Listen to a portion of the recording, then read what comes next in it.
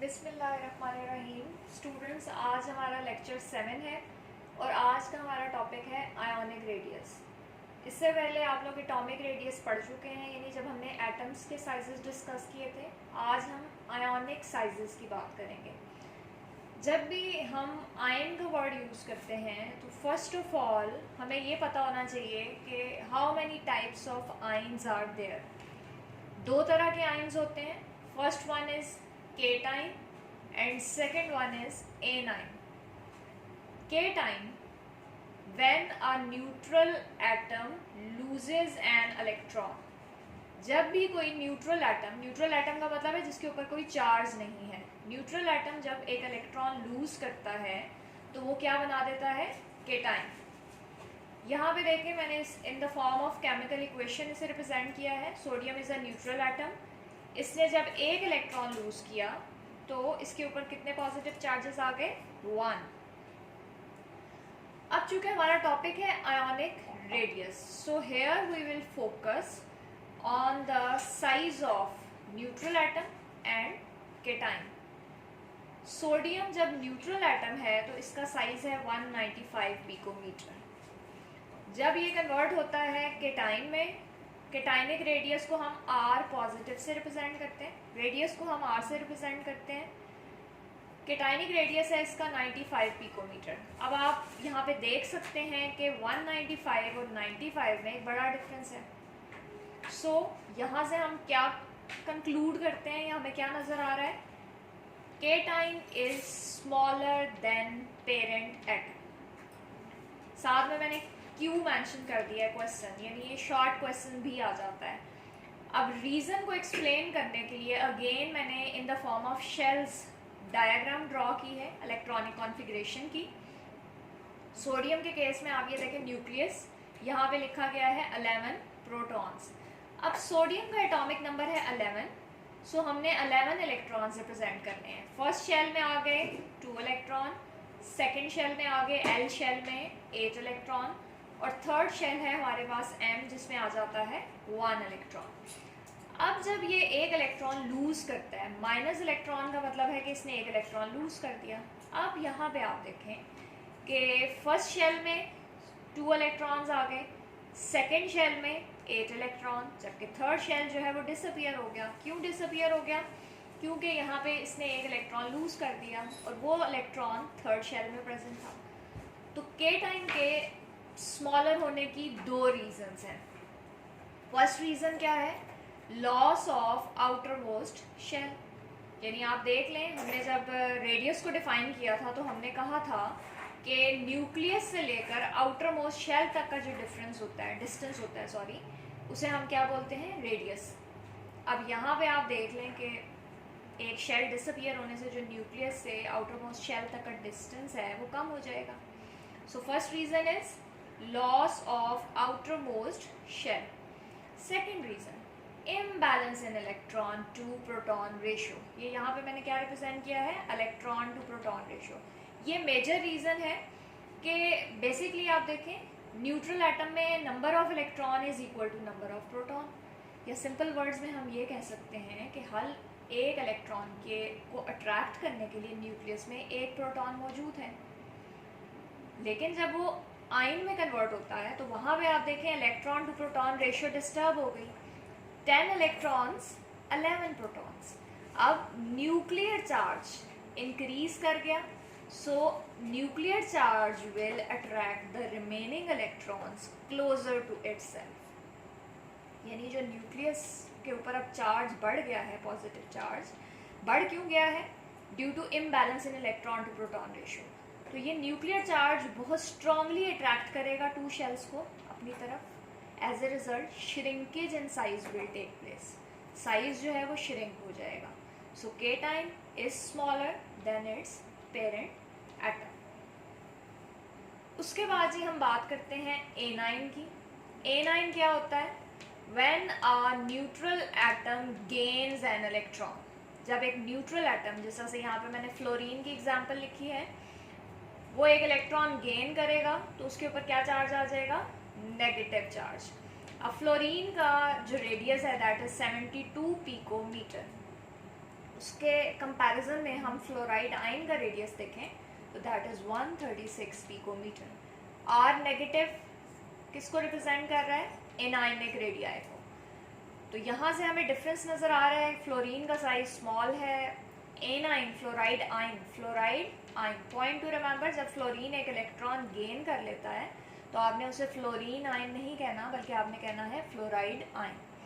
और उसकी वैल्यू कितनी आ जाती है आयनिक रेडियस की? 136। सो यहाँ से हम ये कंक्लूड करते हैं कि anion is larger than parent atom, यानी केटाइन के ऑपोजिट हो गया। अब रीज़न क्या है यहाँ पे? Addition of one or more electrons in shell of neutral atom increases repulsion, causes expansion of the shell. Again आपको समझाने के लिए, इसके लिए भी हमें इलेक्ट्रॉनिक कॉन्फ़िगरेशन लिखनी होगी in the form of shells. यहाँ पे आप देखें फ्लोरीन का एटॉमिक नंबर है 9, न्यूक्लियस में हमने 9 प्रोटॉन्स शो किए। फर्स्ट शेल में आपके पास 2 इलेक्ट्रॉन्स आ जाएंगे, सेकेंड शेल में कितने आ जाएंगे? 2 और 7, रिमेनिंग 7 हैं, तो 2, 4, 6 और 7।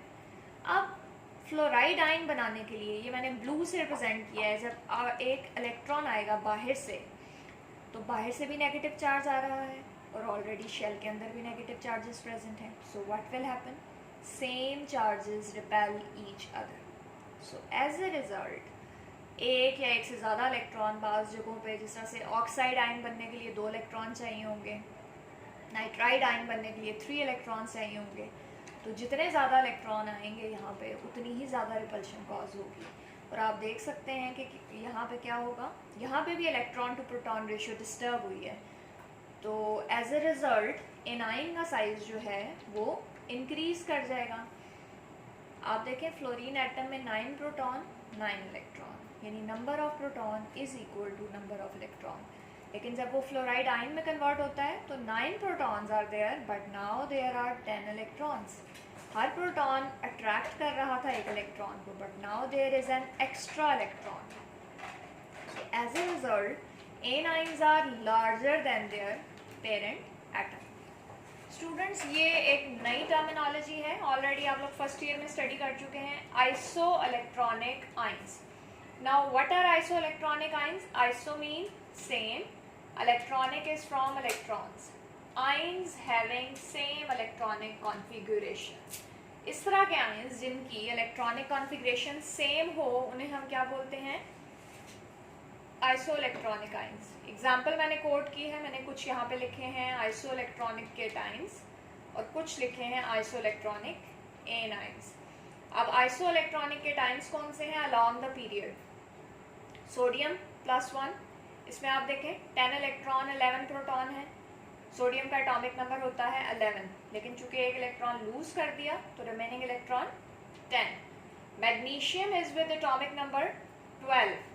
आप ये प्रोटॉन नंबर्स आपको नजर आ रहे हैं, प्रोटॉन, तो जितने प्रोटॉन्स हैं एक्चुअली इस एटम का एटॉमिक नंबर उतना ही था, तो मैग्नीशियम का एटॉमिक नंबर कितना है? 12। 2 इलेक्ट्रॉन 2 पॉजिटिव चार्जेस हैं, मतलब इसने 2 इलेक्ट्रॉन लूज किए, so 10 electron 12 proton. Then comes aluminium. Aluminium के केस में 13 एटॉमिक नंबर है, so 13 protons, but number of electron is 10, so +3 charges हैं, इसने कितने इलेक्ट्रॉन लूज किए? 3। साइजेस को मैंने अरेंज करके लिखा है यहाँ पे। So sodium ion is greater in size than magnesium ion, magnesium ion is greater in size than aluminium ion. Reason क्या है? देख लें, पॉजिटिव चार्ज जितना ज़्यादा इंक्रीज करेगा श्रिंकेज इन साइज उतनी ही ज़्यादा होगी, क्योंकि 13 protons, here 12 proton, here 11 proton, so nuclear charge का इफेक्ट 13 प्रोटॉन्स 10 इलेक्ट्रॉन्स को बहुत स्ट्रांगली अपनी तरफ अट्रैक्ट करेंगे। As a result shrinkage in size in aluminium ion is greater than the 2 ions. अब हम देखते हैं isoelectronic anions. This is N-3, nitrogen से आयन बना है, nitride ion O-2, oxide ion F-, fluoride ion. तीनों में 10-10 इलेक्ट्रॉन्स हैं। Nitrogen is with atomic number 7, so 7 proton but 10 electrons. Oxygen में का एटॉमिक नंबर है 8, लेकिन इसने 2 इलेक्ट्रॉन गेन किए, तो इलेक्ट्रॉन कितने हो गए 10.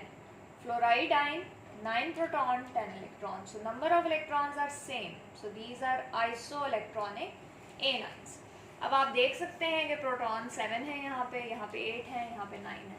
3 इलेक्ट्रॉन्स आए हैं यहाँ पे, सो 3 नेगेटिव चार्जेस की रिपल्शन मैक्सिमम है. सो नाइट्राइड आयन जो है it will be larger in size than oxide ion. Oxide ion will be larger in size than fluoride ion. अब यहाँ पे ट्रेंड देखते हैं हम. ग्रुप में क्या ट्रेंड होता है, वही ट्रेंड्स हैं आयोनिक रेडियाई के जो कि एटॉमिक रेडियाई के लिए होते हैं. Increases down the group. Group में आयोनिक साइज इंक्रीज करेगा, लेकिन यहाँ पे हमने कंडीशन क्या लगाई है, ions of similar charge.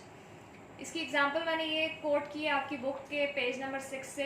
Iodide ion का साइज लार्जर होगा than bromide ion. Bromide ion is larger than chloride ion. Chloride ion is larger than fluoride ion.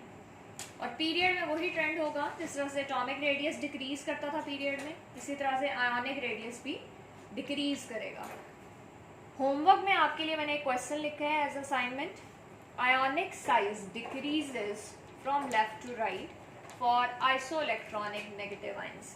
इसकी आपने रीज़न देनी है, और ये जो मैंने आपको आज का लेक्चर दिया है इसी में आपको इसका आंसर मिल जाएगा.